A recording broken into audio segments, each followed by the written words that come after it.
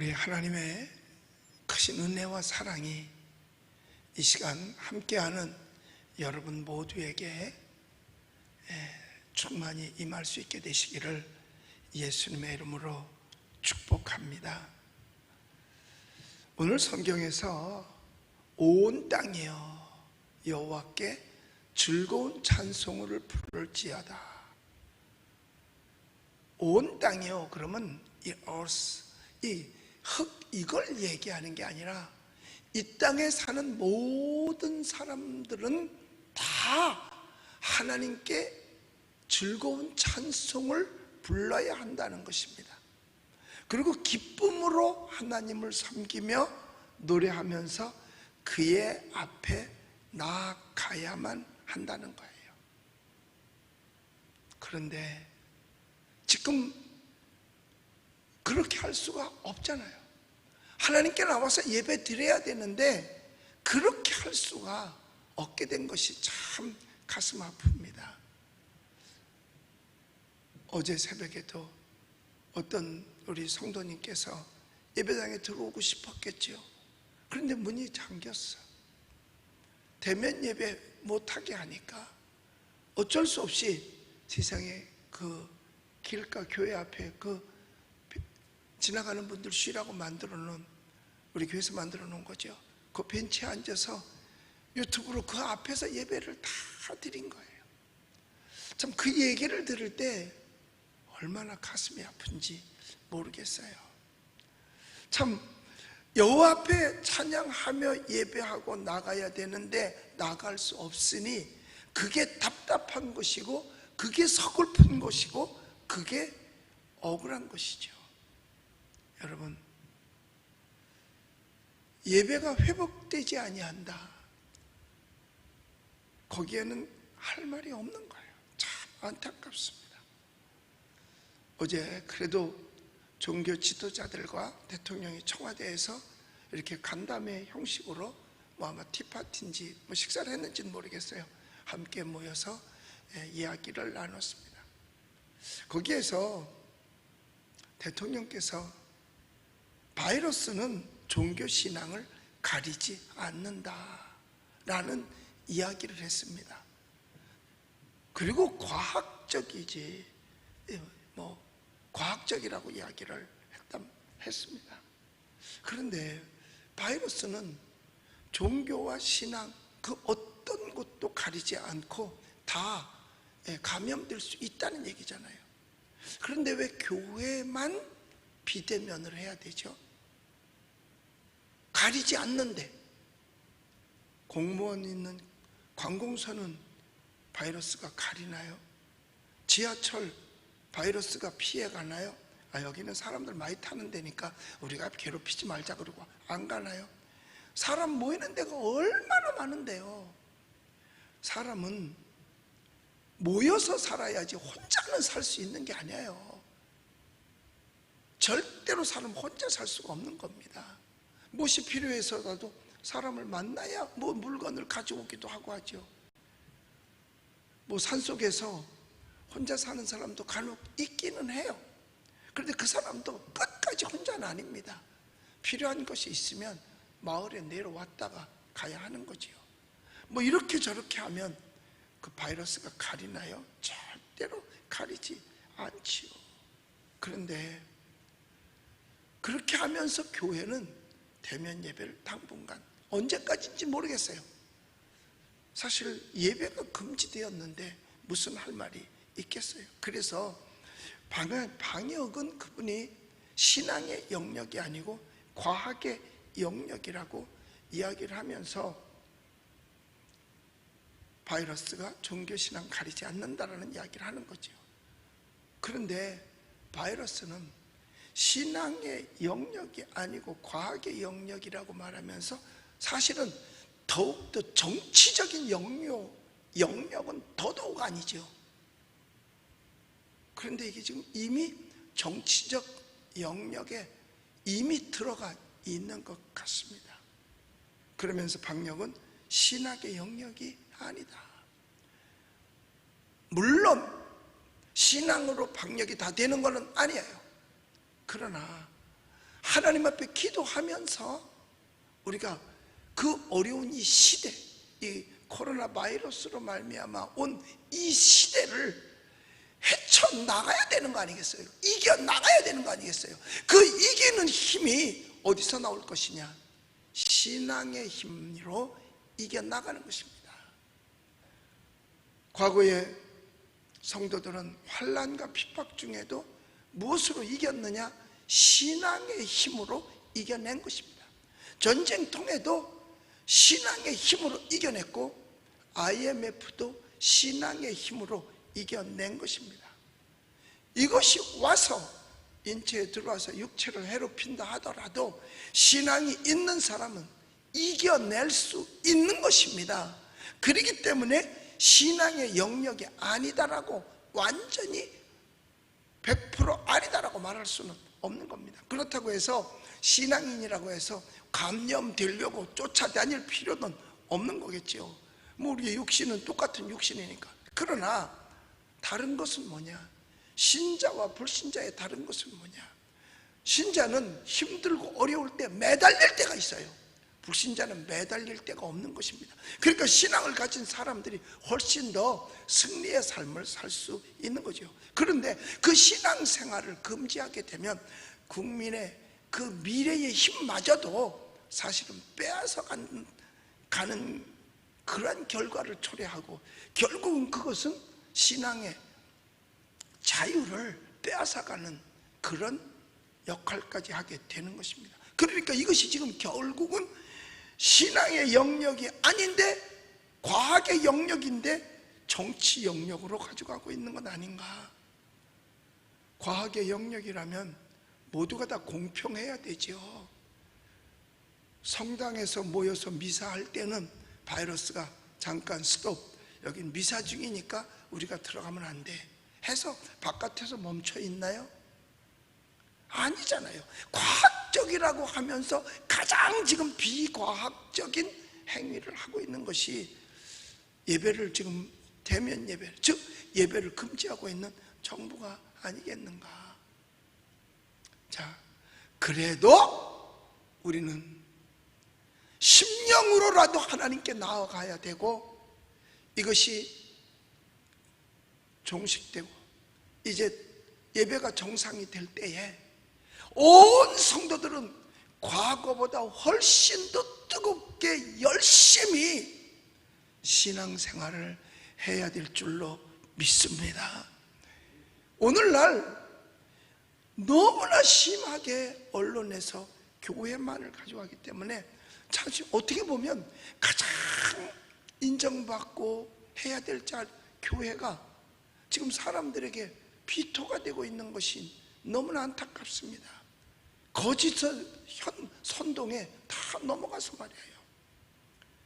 교회는 그 어떤 것보다도 방역시설을 어떤 교회도 다 잘하고 있습니다. 아니 6만여 개가 되는데 그 중에 서너 개, 뭐 10개 미만이잖아요. 힘들 수 있죠. 방역이 좀 덜 될 수도 있죠. 그게 대한민국 교회 전체의 책임은 아니지 않느냐 이거죠. 사실 어떻게 따지면 그것이 거기도 국민이고 거기도 대한민국 내에 있는 대한민국 사람들 아니겠어요? 그럼 똑같이 해줘야 되는 건데 교회만큼 방역을 철저하고 안전하게 하는 데가 어디 있겠어요? 왜? 비난받을까 봐. 십계명대로 하나님의 영광을 가릴까 봐, 하나님의 이름을 망령되이 일컬을까 봐 더 조심하고 더 주의하고 더 소독하고 더 잘하는데 어쩌다가 6만여 개 교회에서 몇 개 걸릴 확진자 나올 수 있겠죠. 그리고 사람이 대한민국 왕래하는 데는 그거 아닌 데가 어디 있겠어요. 감염이 안전한 지역이 어디 있겠냐 이 말이에요. 그것을 한쪽으로 몰아가서는 안 된다 생각돼요. 그거는 비과학적이에요. 여러분, 우리는 그래도 하나님을 섬겨야 되고 그래도 하나님께 나가야 됩니다. 이유는 왜냐? 오늘 성경 말씀에 있는 대로 우리는 그의 양이요 그의 기르시는 양이요 그의 백성이기 때문에 우리는 하나님의 백성입니다. 하나님의 기르시는 양이에요. 그렇기 때문에 우리는 하나님께 나아가야 되는 겁니다. 지금도 이 시간에 이 예배에 함께 동참하시는 분이 어마어마하게 많이 참여를 해서 함께 지금 유튜브로 예배를 드리고 있습니다. 그러니까 한 집에서 한 명이 들으면 여러 식구가 다 함께 하면 5, 6명이 지금 함께 그 예배를 드리고 있겠죠. 그러면서 눈물을 흘리며 기도하고 있겠죠. 가슴 치며 통곡하고 있겠죠. 하나님께 예배 드리고 싶어서. 여러분, 예배당 나오는 것보다 어쩌면 집에서 하는 게 더 힘들었는지도 몰라요. 왜?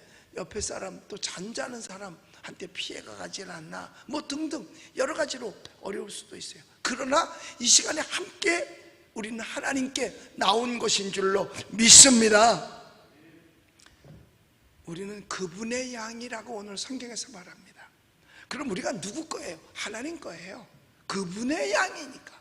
그러면 누가 책임져요? 하나님이 책임져요.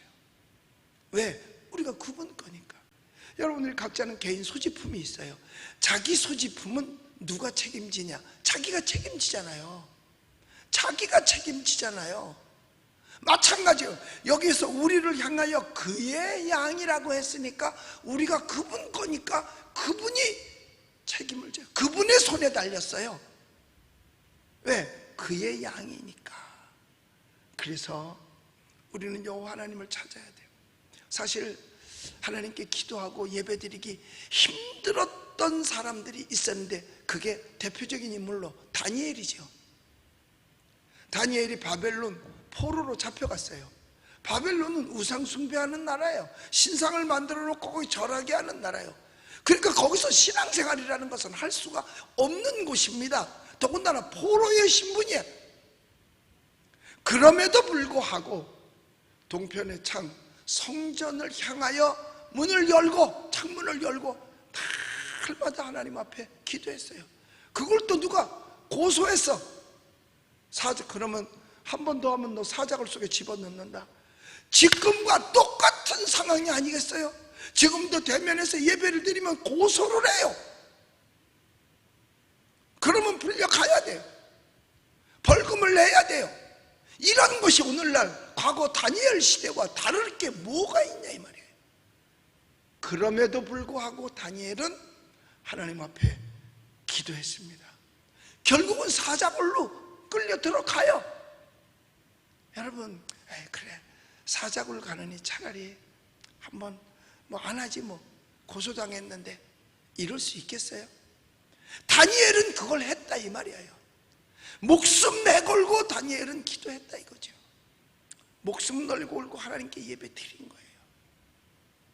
우리도 다니엘과 같은 신앙을 가질 수 있어야 될 줄로 믿습니다.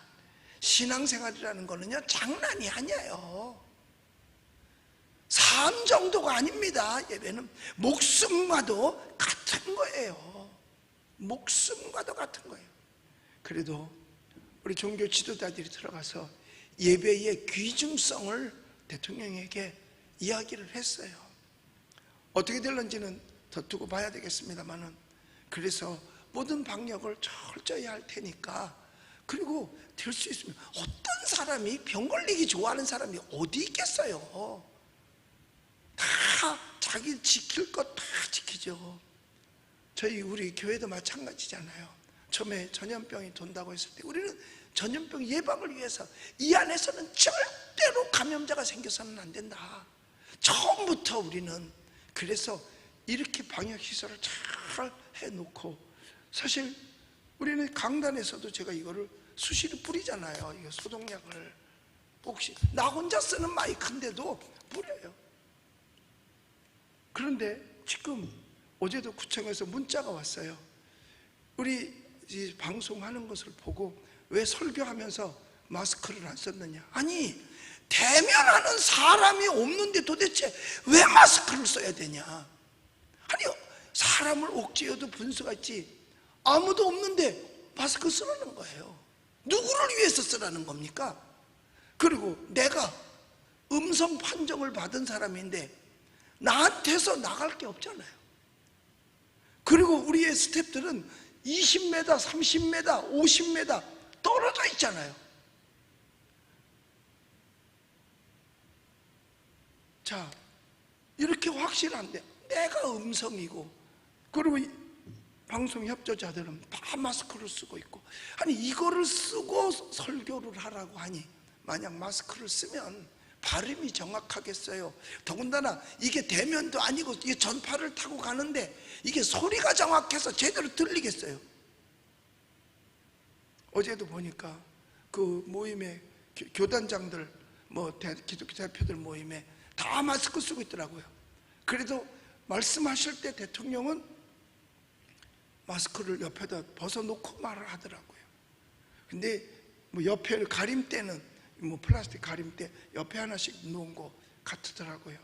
이거 얼마나 우스운 것입니까? 아니, 확진자와 대면에서 15분 동안 있는 사람에 한해서 검사를 받아야 되거든요. 그런데 지금 아무도 없어. 이 넓은 성전 1,400명 들어가는 자리에 지금 스텝 서너 명밖에 더 있어요. 그런데도 마스크를 쓰라고 하니 얼마나 비과학적입니까? 비논리적이고 비생산적이고. 이런 일은 앞으로 없어야 되죠. 우리는 대통령은 신앙을 비과학적으로 보고 방역은 과학적이다, 과학이다. 그런데 과학자인 의사의 말 안 들었잖아요.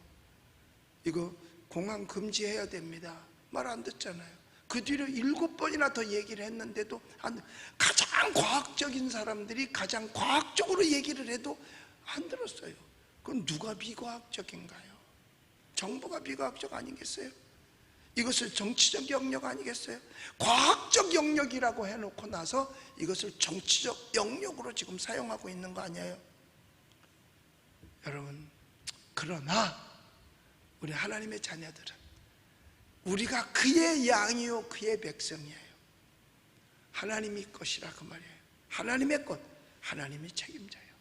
그러면서 이와 같은 상황 속에서도 우리가 해야 될 일이 있는데 4절의 말씀이에요. 우리 4절 말씀은 그 자리에서들 같이 한번 읽어봅니다. 감사함으로 그 문에 들어가며 찬송함으로 그의 궁정에 들어가서 그에게 감사하며 그의 이름을 송축할지어다. 자, 그의 문이 어디에? 성전문이에요. 그의 궁정이 어디예요? 하나님의 성전이에요. 거기에를 감사하며 들어가서 그 안에서 송축. 그래서 다윗이 그렇게 간절히 원했던 것이 뭐냐? 하나님의 성전을 짓는 거예요. 왜? 그 안에서 예배드리고 싶어서. 그래서 물자를 다 준비해 놓습니다. 금운동 앞에서 어마어마하게 준비를 해요. 성전 지을 만큼. 근데 하나님께서 다윗에게는 허락하지 않았어요. 너는 전쟁을 많이 했잖아. 그러니까 피를 많이 흘렸어. 그러니까 너야가 하지 말고 다음 사람 솔로몬이 그걸 다시 받아요. 그래서 솔로몬이 성전을 짓는데 정말 아름다운 성전을 짓게 됩니다. 왜 그 아름다운 성전을 그 많은 돈을 들여서 짓을까요? 여호와 앞에 나아가기 위해서예요. 하나님께 나아가기 위해서, 예배당은 하나님께 예배드리기 위해서 필요한 것입니다. 지금은 사실 강단에서 예배가 금지되었는데 무슨 할 설교가 있겠어요? 오직 예배가 소중함을 알리는 것밖에는 할 말이 사실은 없어요.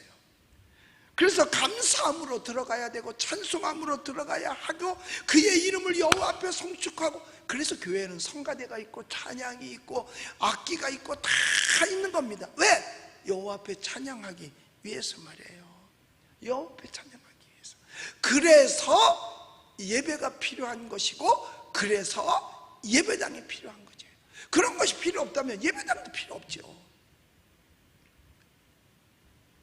사실 신앙생활에 그 모든 것을 보면 우리 신앙생활에서 중요한 것이 첫째가 예배, 그 다음에 말씀을 배워야 되는 말씀 공부, 그 다음에 서로 친교를 나누면서 힘을 모아 초대교회처럼 구제도 하고 이러는 게 힘을 모으지 않으면 그게 불가능하잖아요. 교제, 예배, 교육, 교제, 그 다음에 힘 모아서 봉사, 그리고 선교하는 거거든요. 근데 지금은 그게 다 사라져버리고 말았어요. 모이지 못해요. 그러니까 교육도 못 시켜. 또 못 모여. 그러니까 세상에 어떤 분이 표현을 했는데, 어떤 식당에서 교인은 들어오지 마십시오라고 써놨대요. 세상에 이런 날벼락 같은 세상이 어디 있나요? 사람들이 무지해도 이렇게 무지할 수 있을까? 이렇게 비하시킬 수 있을까?